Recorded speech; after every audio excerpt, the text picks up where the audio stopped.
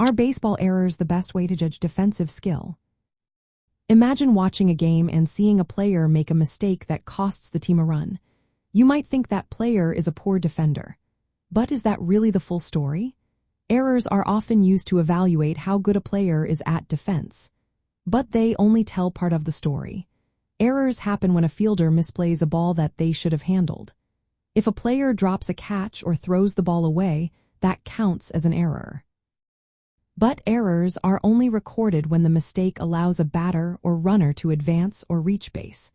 They do not count plays where a player simply misses a ball they could not reach.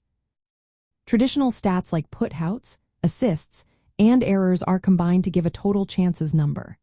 From that, fielding percentage is calculated by dividing the sum of putouts and assists by total chances. A higher fielding percentage means fewer errors relative to chances. But this stat mainly shows who makes the most visible mistakes. It does not tell us who is better at getting to difficult balls or covering ground. For example, a player with limited range might make fewer errors because they do not get to many tough plays. They might look better in the stats but could be less effective overall. On the other hand, a player with great range might reach many more balls, including difficult ones.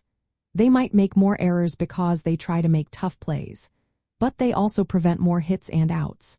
Errors do not include plays that a fielder misses entirely. If a ball gets through the infield because a player could not reach it, that is not an error. It is simply a missed opportunity. This means errors do not measure a player's ability to cover ground or make difficult plays. Modern baseball analysis uses more advanced metrics to evaluate defense. Defensive runs saved estimates how many runs a player saves or costs their team compared to an average defender.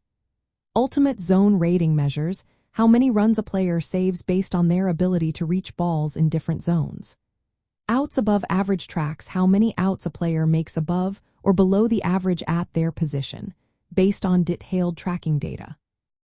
These stats consider range, arm strength, and the difficulty of plays. They give a clearer picture of a player's defensive skill. Looking at the history of baseball, errors and fielding percentage were the main stats used to judge defense. They are still useful for identifying players who make many mistakes, but they are not enough to find the best defenders. Errors tend to highlight players who are poor at defense. They do not accurately measure those who excel at covering ground or making tough plays. Advanced metrics are much better for that. In the end, errors are only part of the story. They show mistakes that should have been made but overlook plays not reached or missed. Fielding percentage is limited because it does not account for range or play difficulty.